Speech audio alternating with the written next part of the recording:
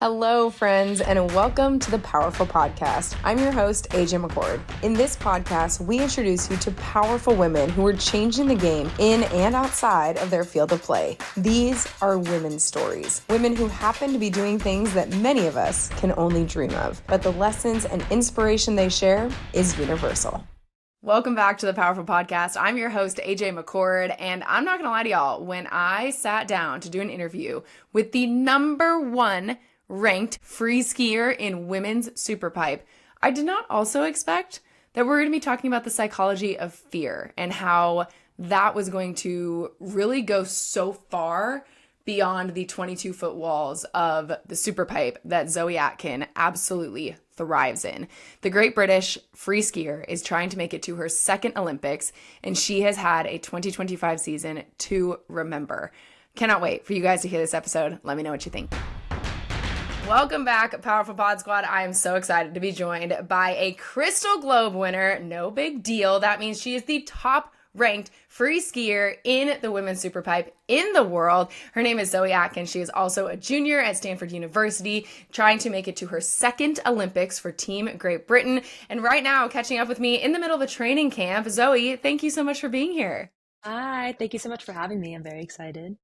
This is so much fun. So I want to first talk about the Crystal Globe, because for those who don't know, can you explain how massive of a deal this award is in your sport?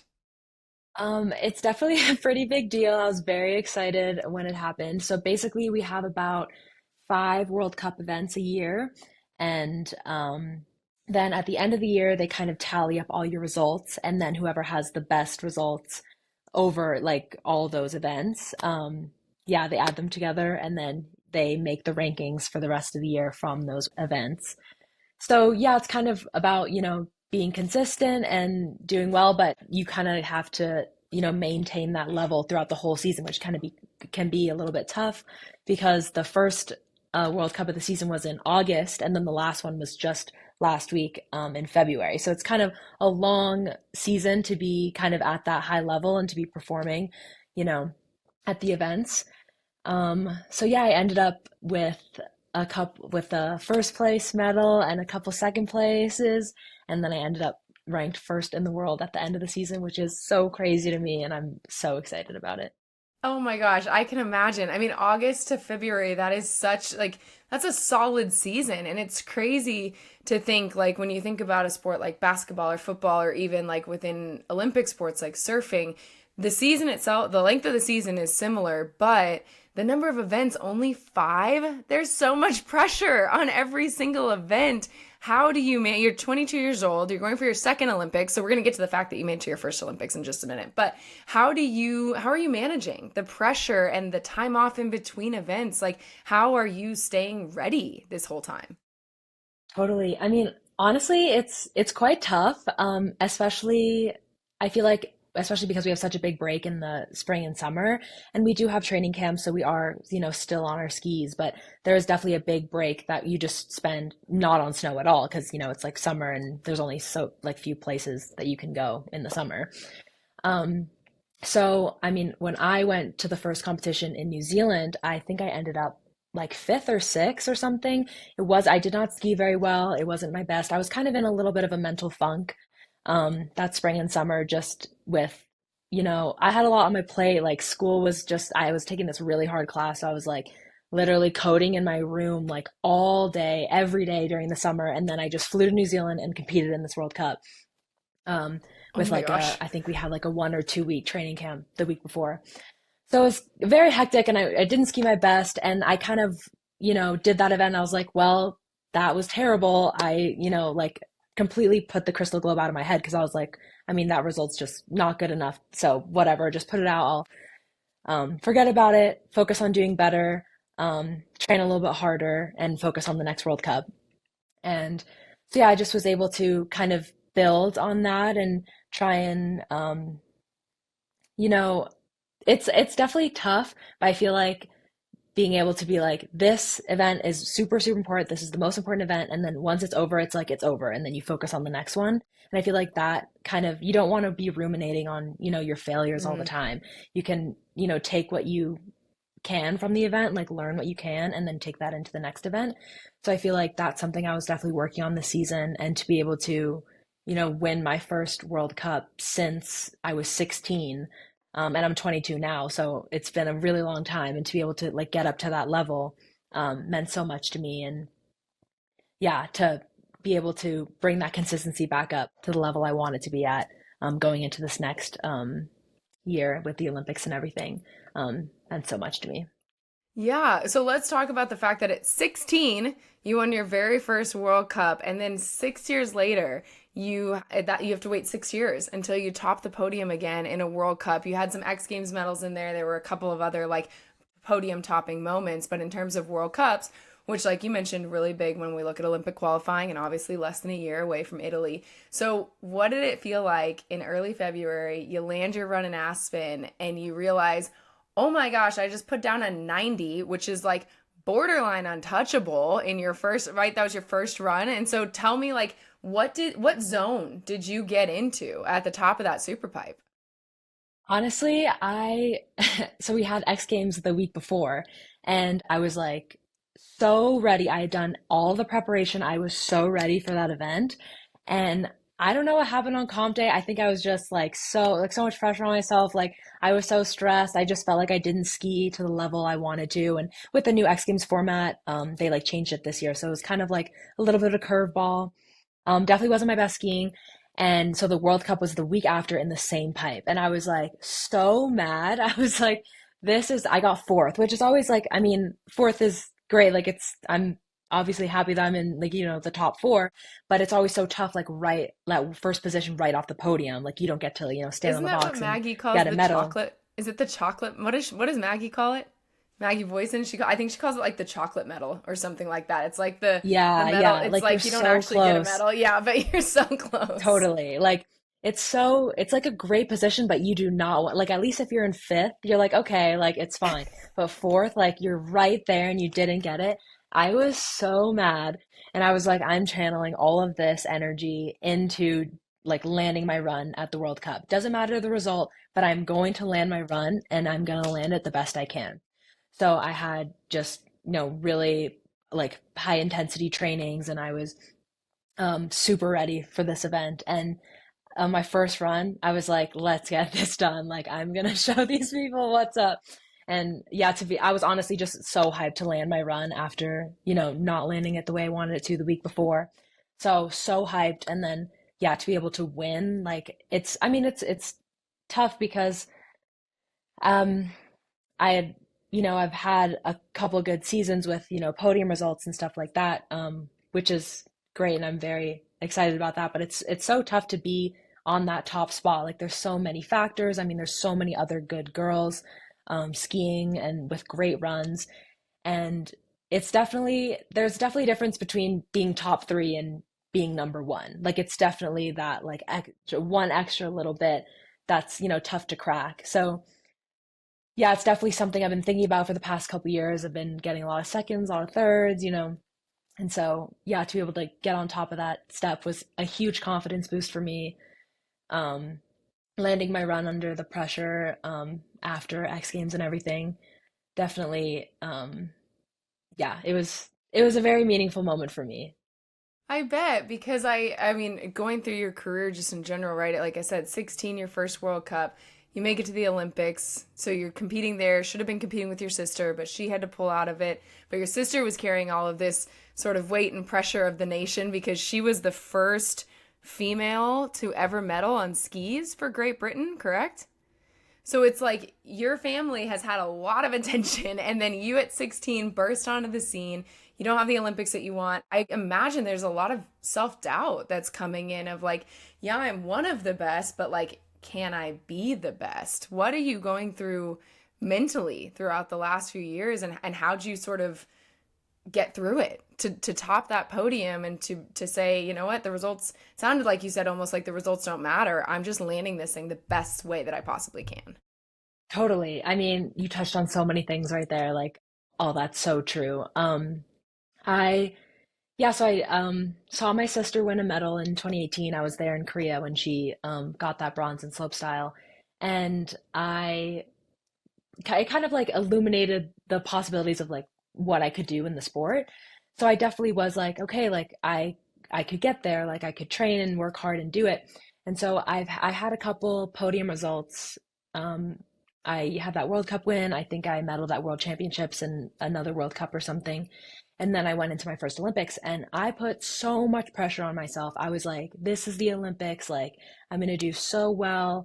And I was only ever really thinking about the results. And I feel like that really shows in my skiing. And I feel like going into the whole season, I don't even remember, like at this point, I don't even think I landed a single run that I was very proud of that season just because I was so focused on the results and I couldn't like let that go and, focus on what I needed to improve on, what I needed to work on, and just the skiing itself.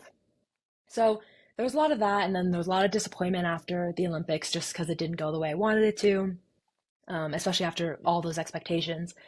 And after that, I had a little bit of a low point coming after the Olympics, and that's when I started at Stanford, my freshman year at Stanford, that fall after the Olympics. Perfect. Stanford is known for being a really easy school, something that you just like breeze into, really good, never kicks your Totally, butt in totally. academics. So if we're feeling bad about ourselves, Stanford is a really good Yeah, place. just go to Stanford, you'll feel Just great. No, it was definitely tough, and because I had just taken a gap year, so it's been a while since I've been to school. But it was honestly so refreshing to kind of have a different challenge that wasn't so mental and fear focused. And I feel like that's such a Mm, big thing with, action sports is like, is the whole thing is kind of overcoming fear and being able to like, fake the confidence in order to, try things and do things and make them better and get up after you fall. But at Stanford, it was so much more um, just like learning to be in a new environment, like making friends, being social, like being able to like raise my hand in class, and obviously like the academic side of things too. And I feel like it was so nice to be able to just forget that I was a skier and to just be me again and kind of mm. be like, I exist outside of my results and I exist outside of whatever place I got at the Olympics. And I feel like that was really big for me, especially just like being so young at my first Olympics and just when you're young in general, I feel like you're, grappling with all these, what your identity is and all that kind of stuff. So it's just like a very emotional time, I guess. Um, and I felt like that, yeah, so that experience at Stanford was just really helpful for me, like as a person, for my growth and everything. And I was kind of like not sure if I wanted to go back to skiing, but I was like, I'll Mm. just do this season and see how it goes. And if I don't want to ski by the end of the season, then I'll just quit and do school full time, and that's fine. And I feel like, and that was my first X Games gold medal. And I had a great season that year. I podiumed at all the events I went into, which was huge for me coming after, a season of not a single podium. I think I got like ninth at the Olympics or something, which I was, upset about. Like, but and I just feel like taking that pressure off really allowed me to, focus on the skiing and remember why I did it in the first place, which is like that Mm. passion, that, fun. And also going to Stanford, and I was taking a lot of like psychology classes and stuff kind of in that realm. So I was able to learn a lot more about the brain and the thought process and, how fear is kind of like created in the brain and how it's like processed in the body. And I feel like kind of thinking about it mechanically helped me a lot, when you're standing at the top being like, I'm so scared, like like my body is paralyzed, like I can't move. And then being like, this is just a biological process. Like, of course I'm scared. It's like my brain, there's, all this stuff going on in my body, but like I can still do this. Like I can be scared and do it either way. And I feel like learning all that kind of stuff was also very helpful for me going back to skiing.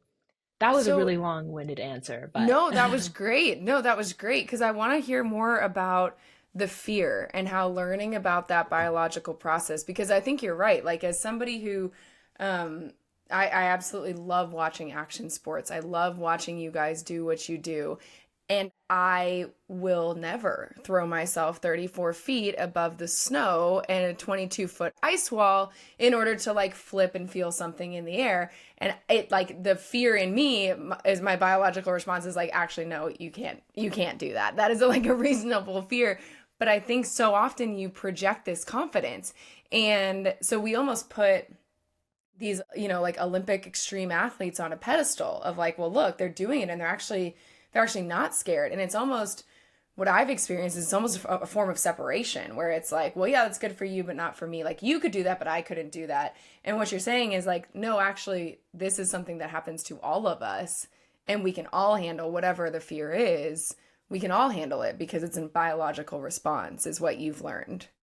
Totally. I definitely feel like there's this kind of idea that all these people that are doing these crazy things, or like even the people in my sport, um, that we're like crazy adrenaline junkies, or that we just aren't afraid, and that we're just so good at our sports that it's like it's nothing to us. But it is scary, and it's scary every time, even when I do things that I know I can do. Not to mention the things I'm trying and haven't ever tried before, and I'm just like trying to learn it by throwing it. Um, but yeah, it's definitely like it's it's natural to feel the fear because, what we do is ultimately dangerous. Like there is risk involved. And there's kind of risk in anything. Like if you think about, whatever it is that makes you scared, whether it be, I don't know, going up to someone that you don't know and like speaking to them, or raising your hand in class, like I said before, or whatever it may be. It's like there's a biological reason for that. It's whether it's you're throwing yourself over an ice tube, or it's like, fear of like social rejection, or whatever it is, you know, more like complex rather than like the biological like fear, you know what I mean? There's always like the reason for that. But it's like that feeling doesn't have to stop us from doing it. That feeling is just a feeling at the end of the day. And that's something I talk with a lot with my sports psych. And I took this class at Stanford called How Beliefs Create Reality. And there's so much Mm. of it of like it's how you approach that. It's like, am I taking this as a warning signal? Like, is this, whatever your feeling is, like, oh, my palms get sweaty or my heart's racing. Am I like, this means I can't do this? Like, I'm too scared to do this. I can't. Like, you're taking these signals as a negative. Or you could be like, my sweaty palms, my racing heart, like I'm nervous because I really care about this. I'm nervous because I'm kind of rising to the challenge. My body's getting activated. This adrenaline's going to give me the edge that I need to be able to do this trick in the half pipe, or this kind of racing heart's going to like give me, the energy and the courage to like go up to someone new at like the coffee shop or something like that. Yeah. Um, and I feel like so much of it is like how we frame these things. And, anyone can kind of take your beliefs and mindsets and you can kind of shift it into whatever works for you and whatever is positive for you. If you find yourself backing out of things because, you're nervous, it's like, are you taking that nervousness? Like, do you need to be viewing that nervousness as such a negative thing? Like, a lot of the Mm. times, fear is good. Like, we need the fear, and it just means we care about something. Any other feeling, like when you feel happiness, you like that feeling. But, if you feel fear, that's a bad feeling. Like, they're all just feelings, and we kind of Yeah. associate them with different things. But we can change those associations, and we have that power to, control our minds in that way. And I feel like that's something that I've learned through my sport, but also through like classes and speaking with sports psych and stuff like that, that I feel like has been really helpful for me personally to be able to, kind of like take that control back. Like I Mm. can't help if my heart races. Like, of course, my heart's going to race when I'm, doing flips in the air, but I can kind of take back the control of being like, yeah, but I'm not going to let it control what I choose to do next, I guess. Yeah, I can't remember where I heard it, but I definitely didn't come up with this, which is why I'm certain I heard it somewhere. But someone was recently talking about how fear can be viewed as a focuser because of all the emotions, right? There's like obviously too many to name, but let's take a few of them like happy, sad, um, those two plus fear, right? Like if you're feeling happy, you don't necessarily need to be like focused. If you're feeling sad, you don't necessarily need to be focused. But fear, it's almost like a focusing emotion. It's like, hey, there's this one thing happening right now that really needs your attention. Because whether you're doing something that is scary from a physical perspective of, hey, you really need to focus because you are hurtling your body 30 feet up in the air, and you need to focus because otherwise you could get hurt. Or, hey, you're going up to somebody in a coffee shop and this is scary. So focus in on this. Don't get distracted by the sounds and who's the barista's calling somebody else's name.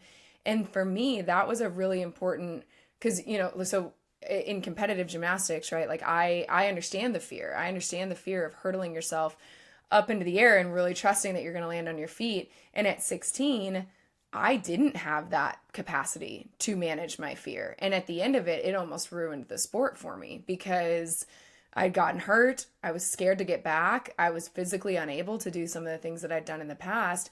And I ended up saying, you know what? I'm good. This was the end of the road for me and I'm okay with that. But the reality is partially because I was terrified. I was too afraid to turn fear into something other than fear. And so I feel like what you're describing is it goes hand in hand with like fear can be just a focusing emotion of like, this is important. So pay attention and don't get distracted because you've worked really hard for this or you care a lot about this. So just focus on this and stay here with us. Totally. Yeah. And I definitely empathize with the fear kind of taking the love or, the passion away from the sport. Like it can be so overwhelming. Like I've had so many times where I've been standing at the top of the pipe and I'll just be standing there and I won't move and it'll like 2 hours will pass and then after I'll just like go home and I won't even try it because I've just like built it up in my head. And definitely like it is, especially for young girls, I feel like it's such a overwhelming emotion, but it's also like what you said, it is, that kind of focusing agent. And biologically, evolutionarily, it's, there's a point to fear. It's like, there's a lion. Okay, now I gotta lock in, I gotta run as fast as I can to escape this lion.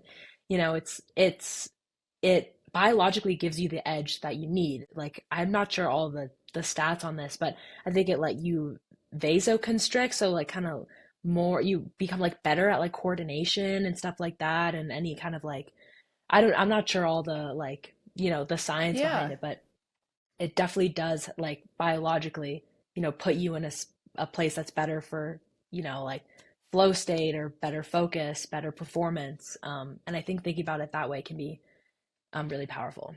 Yeah. And I think now that we've talked through all this fear, it makes it even, I don't know, more impressive and more exciting for me to have watched you this season and knowing that you wanted to try to incorporate a lot of new tricks this year, right, into your half pipe run. And that's something that, for those who don't know half pipe, Zoe, you can talk to this a lot more, but I know like you put years, it's like, again, I keep comparing it to gymnastics, but it's similar to gymnastics in that you put years into being better at the same exact skills, right? Doing them to almost perfection. That's like the goal. And incorporating a new trick into a routine or into a run is a lot. It's really scary because all of a sudden you're not just like doing the same old thing and trying to be better. Now you're trying it out in a competition for the first time. And you decided to do this the year before an Olympic year. How did you incorporate these new tricks into your runs and in the meantime have the best year of your skiing career? Thank you. Definitely, it's yeah, like what you said, very similar to gymnastics. Like you kind of, I think we call them tricks and you guys call them skills. Like Yep. you learn a thing and then you do it over and over and over again. And then when you're putting a new one in, you still have to do all your other tricks. So there's still, kind of you have to rely on that muscle memory so you can do all those other things while also focusing on this new thing that you want to put in. Um, so yeah, it's it's definitely tough.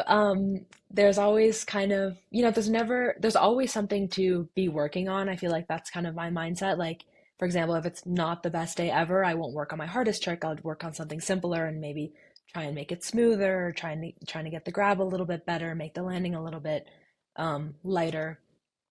So I always think that there's something to work on, and we're simultaneously working on all these different things all at once. Um, so there's like a little bit of that. And also, you know, no matter how many times I do a trick, I think I mentioned this earlier, but I am still so scared to do it every single time. So it's like being able to kind of reconfront that fear every day until it is just kind of like background noise to me. Like it's like even my simplest trick, like the first time I'll do it in a day, I'll be like, oh my gosh, I'm so nervous. But it's like, okay, I did this yesterday, I did this day before, I did this day before that. I got this. Um, but yeah, I think especially like with a sport like half pipe skiing, it's definitely progressing so much, and I feel like that's really awesome to see. All the girls, throwing down and learning new tricks all the time. But it's also very like it's kind of like methodological. I don't know how to say that word. I think that's, yeah. Methodological. Yeah. um, Methodical? in progression. Yeah, Yeah. methodical. Sorry. Okay. No, that's okay. It's very methodical in its kind of progression. Like someone will learn something and then a bunch of other people will learn it as well. So there Mm. isn't kind of new tricks going down all the time. It's definitely like you kind of learn something and then you work on it and you perfect it and then you put it in the comp. So it's kind of like a really big process that takes a really long time and a lot of work and then only kind of comes to fruition at the end and then you get all the credit for it. But like, in the build up, it's definitely like baby step, baby step, baby step. So to be able to put, I just recently learned a switch nine. I put that in the last comp, the last World Cup of the year, a couple weeks ago. To be able to put that in my comp run is just such a culmination of like all these days that I've put into that. And not only that, but all my other tricks in the run that I was able to do all in that one run. So it's definitely like it's cool because it's a little bit of like the behind the scenes work that a lot of people don't see. And it's like, oh, like you just tried this new trick and it just went well and you just landed it like so crazy. But it's like, no, there's so much behind it, which is Yeah, you cool. didn't see me land this into the pit a million times or like onto the blob for you guys a million times before I went out and tried. So it's switch nine. So break that down for those of us who, that's it's a lot of spinning, Zoe. And it's coming in backwards It if I'm is a not mistaken. it is a lot of spinning. Okay, so we have basically so there's two ways of spinning. You can spin left and you can spin right. And then you can also spin switch left and switch right. So usually you'll have kind of a natural way of spinning. Like for example, I prefer to spin left. That's just the way that I would rather spin if I had, a Same. choice. Yep. But it's the best. You want to be spinning as many ways as possible, basically. So my switch right 900 is basically 2.5 rotations to my switch unnatural side of spinning. So it's my uncomfortable way backwards 2.5 rotations. Oh my gosh, that's ridiculous. And it's like, it's so cool because, like you're saying, and so this is the other thing that I think is really fascinating about skiing in particular and half pipe, I think in particular. Correct me if I'm wrong, but is there not like a little bit of strategy with the clips that you post on social? So that like sometimes as you're learning a new trick, like some athletes will be like really upfront about like, oh, look at me, I'm trying this, I'm trying this, I'm learning this. And some athletes are like, yeah, you're not going to see anything until I land this in the comp because you don't want to tip anybody off because like you said, it's a pretty small community. So you land a switch nine and all of a sudden people are going, oh, wait a minute, a switch nine, I should be training a switch. It's like this, like, it feels like a little bit of like everybody's watching each other. So what is your strategy when it comes to new tricks? That's definitely really true. There is kind of like a flaw to that strategy in that we usually are kind of all training together. So we usually will see if something goes down, but there is definitely the element of being like, okay, let's say I learned something in the spring and I post about it, and so everyone knows about it, and then it's like, okay, but people still have the fall camps and like all the time in the winter, to learn something and maybe put something in comp that, they got inspired to do because of the post. So I'm definitely a little bit more of a secretive person. I don't really post things until comp comes around, and I think it's a little more exciting too for like the viewers. It's like, oh wait, she hasn't been doing that, or that's a new thing, and I think that's fun, and I think it makes it fun, for the competition. I feel like it's like a big reveal, even though like probably no one cares or like even No, notices. everybody But I'm cares. like Do the not big even reveal. begin. No, do not even begin to tell yourself that because everybody cares. When somebody does a new trick, it's like everybody notices it. It's on social media within 10 seconds of you landing it. Like it's one of the great surprises that come with sports. And I think part of the reason we love sports is because nobody knows what's going to happen, right? And like in half pipe in particular, there's really two things that can like happen that are really jarring. You can like land it absolutely perfectly or you can fall. And then sort of add in this element of like, ooh, Or she could surprise us with something that we haven't seen done in the half pipe by a female before, or that we haven't seen her do before. I think, no, I love it. Keep it secret. I like it. I think that's a lot of fun. Totally, it is really fun. I'm definitely like quite competitive deep down, so it's fun to see everything go down in a competition setting. It's fun. Oh, it's a blast. Okay, I want to talk about your sister Izzy because we mentioned the history that she made, which is worthy of being repeated in case you missed it, which is that in the 2018 games in slopestyle, correct, Zoe? Yeah, Yes. so the 2018 games, she became Great Britain's first ever medalist or female medalist? Medalist, period. In slopestyle, yes. There's a little bit Yeah, of a controversy because a racer had won an Olympic medal, but there was like a failed drug test or something, so the medal was stripped. It was question. like a whole controversy. So we just say first slopestyle medal or free skiing Okay, medal. she was the first. Okay, so we're going to start this over. Her sister Izzy in 2018 made history for Great Britain when she became the first female to ever win a free skiing medal in the Olympics. And you, my dear, got a chance to ski with her growing up and learn from her how, and maybe this is selfish because I'm an older sister, so I always like to, make sure that the older sisters get a little bit of the credit for the work we put in childhood. How did skiing with her and seeing her achieve that history, you touched on it a little bit, but like how has that impacted the way that you ski and what you believe is possible? It was everything for me. Honestly, like everything I've accomplished, I feel like I can attribute to her. I feel like I mean, growing up, I was very competitive. So, and I'm 4.5 years younger than she is. So every time she would learn something, I would always try and learn it at a younger age than she did, just so I was like one step ahead. But I would never be, like better than her because, 4.5 years in skiing is like quite a big gap. So, and she got me into freestyle skiing in the first place. She was like, you have to freestyle ski. If you go into racing, you're lame. Um, so there's just so much of that. And then seeing her succeed when I was so young, it kind of, yeah, opened the doors of possibility for me.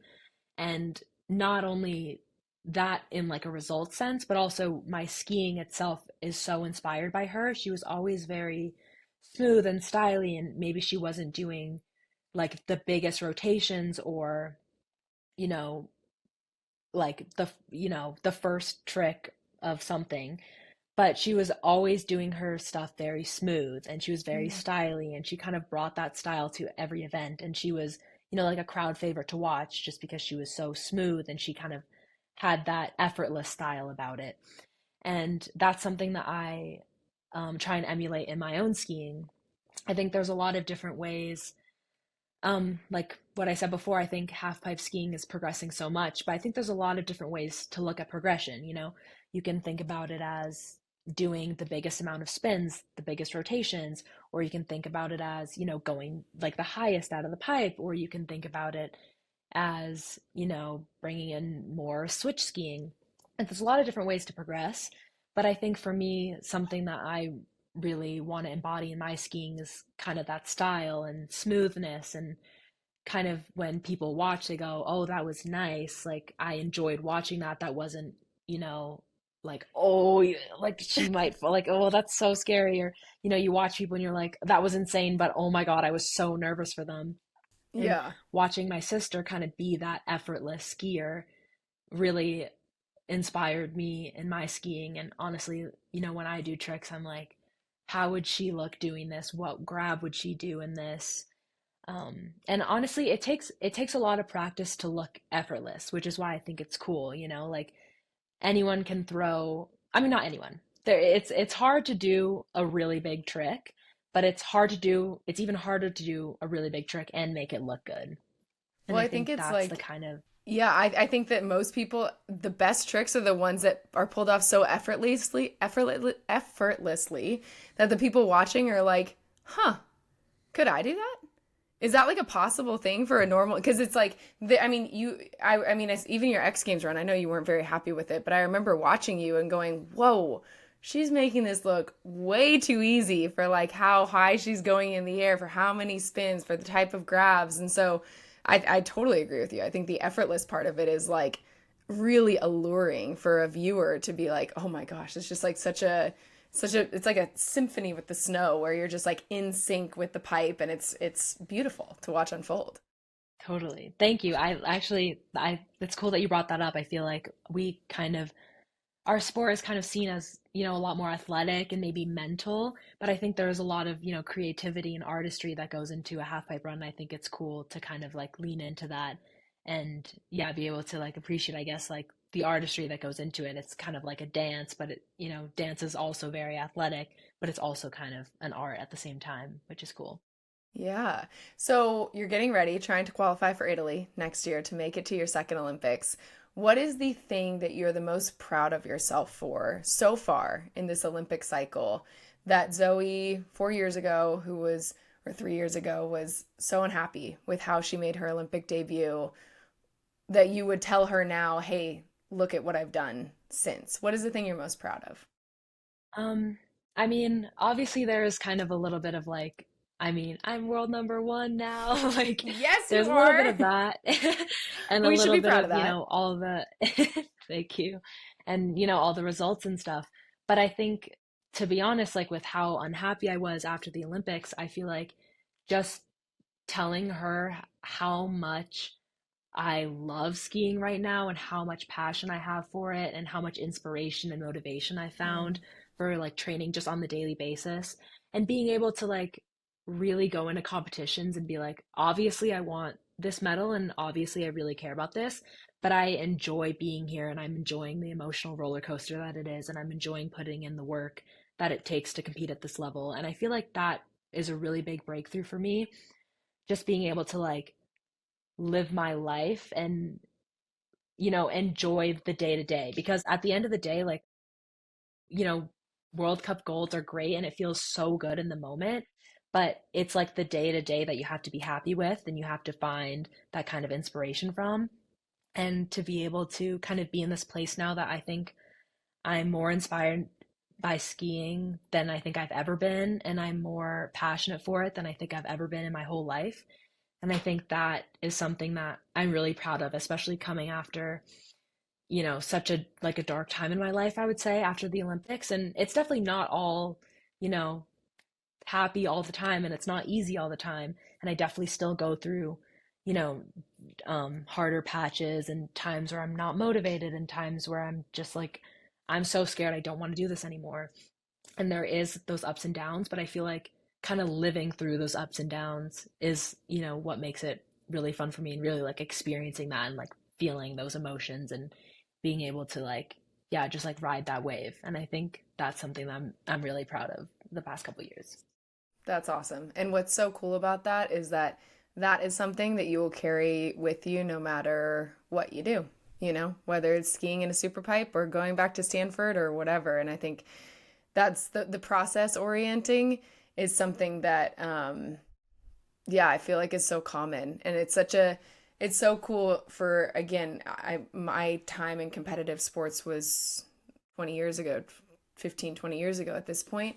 It's something that so many more athletes are talking about openly now than they were when I was looking up to athletes. And it's just such a cool evolution of sports. And so I'm really grateful that you're sharing that because I think it makes a difference to the next generation of skiers and extreme sport athletes who are going, I just want to do what I love, and to like not lose that joy is so critical. You can skip so much heartache if you just don't lose the joy, even in the hard times and the passion. Totally. So I love that. I love it. Well, Zoe, I could talk to you all day about skiing and I want to learn. So there's just so many more things. Yeah, I just think you're the best. I think you're incredible. I think it's so fun to watch you, and so I cannot wait to continue to root you on, and hopefully in Italy next year, bringing home another medal for Britain. But we have to transition now for the podcast purpose. This is a segment called Something to Sip On. It is brought to you by the Sports Bra, which is the first women's sports bar in the entire world. It's in Portland, Oregon. And so, Zoe, the week of your episode, they're going to have a cocktail or mocktail of your choosing called the Zoe. So I want to know, what are we sipping on that week? Oh my goodness, I'm so honored. Um, Definitely my favorite drink is a mojito. So if we could Mm, do something like I that, love a mojito. classic, delicious, love a good mojito. So good. Perfect. A mojito. I know for a fact the sports bra can do a great mojito. Okay, and then next up we have our powered up segment. So this is rapid fire questions where it's just like fun things, get to know you a little bit better. Sorry, Pod Squad, I say this every week. I'm so bad at this, Zoe, because I always want to know the story behind the answer. So I'm gonna try to stay focused. Okay, I'm Maybe tap ready. into a little bit of sweaty palms energy and get going. You ready? I'm ready. Okay. Coffee or tea? Ooh, tea. I'm British. Favorite ice cream flavor? That's fair. Um, mm, Blackberry. Ooh, I like that. Um, Tillamook has a great blackberry, in case I you're know that wondering. one. I'm familiar. You know, yeah. What is your go-to meal after skiing? Ooh, I love a good burrito bowl. Oh my gosh, so good. Are you a night owl or an early bird? Oh, night owl for sure. I hate mornings. Yeah. That's fair. I mean, if I didn't have coffee in the mornings, I also would hate mornings, but I love my morning cup of coffee. What is your favorite place that your sport has taken you? Ooh, probably. Ooh, that's tough. Either the Alps or New Zealand. Very beautiful. Ugh. Where in New Zealand were you? We were just outside of Queenstown. It's this little town called Wanaka on the South Island. It's so I beautiful. love Wanaka. I So went beautiful. there a few years ago, but in their summer, and I did a bunch of backpacking. I love that town. If you get a chance to go to New Zealand, listeners, I 12 out of 10 recommend Wanaka. It is so cute, such a fun mountain town. Hmm. Okay, if you were not an Olympic free skier, what sport would you want to be an Olympian in? Can be summer or winter. Ooh. I think I would do tennis. I used to play tennis, and I have this fantasy that if I didn't quit, I'd be like a Grand Slam champion. So I'm gonna say tennis. I love, maybe this is a second career. Maybe one day we're like done free skiing and we decide to pick up the tennis racket again. I Yeah, could see super it, easy. Zoe. Yeah. Yeah, no, look, same. It's like very similar. Yeah, just a quick Wimbledon. Yeah, just pencil it in, your calendar, see if you can squeeze it in. What is your favorite dessert? Oh my goodness. I love dessert. I have dessert after every single meal. I'm okay. You are my type of girl. That's I have actually dessert really as hard. often as possible. I don't know. I really like creme brulee is really good.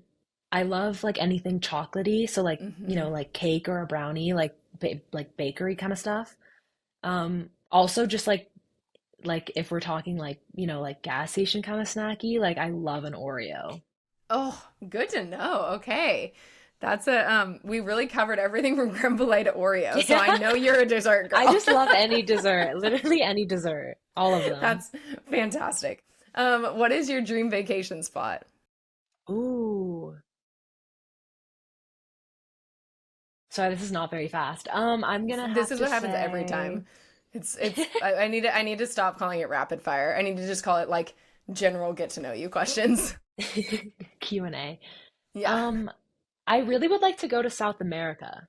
Mm. I've only been once to Chile, and I would love to kind of explore that more because I'm usually in Europe or Australia, New Zealand, those kind of places. I think South America would be really cool. I agree with you. I feel like it's like the Patagonia region just like keeps entering my purview Yes. these days. And I'm like, maybe this is a sign that that's my next vacation. What is the best piece of advice you've ever gotten? Ooh. Focus on progress, not perfection. Oh, for those of us who had a sport that believed perfectionism was possible, that's a doozy. Okay, Zoe, and then the last question I have for you is what does powerful mean to you? Oh my goodness, so many things. I mean, overcoming fear, building confidence, getting a little better every day, being the best version of yourself. Um, yeah, I think anything that builds your confidence makes you a better person, makes you Yeah. happier. I think it's all great. I agree. Awesome. Well, Zoe, thank you so much for coming on the PowHErful podcast. This has been a joy. I did not expect when we had the Crystal Globe winner to also get a really good psychology sort of session with talking about fear, but I'm so grateful for it. That was like exactly what I didn't know that we needed. So thank you for doing that. Thank you so much for having me and letting me rant about my psychology theories. There's no ranting. I'm signing up for Professor Zoe's classes. That's what I'm doing after this podcast. So thank you so much, Zoe. We are rooting for you. Cannot wait to see you hopefully in Italy next year. And Pod Squad, we'll see you next week. Have a good one. This is a reminder to check us out every Tuesday, everywhere you get your podcasts. And if you really enjoy this and don't want to miss an episode, be sure to hit that subscribe button.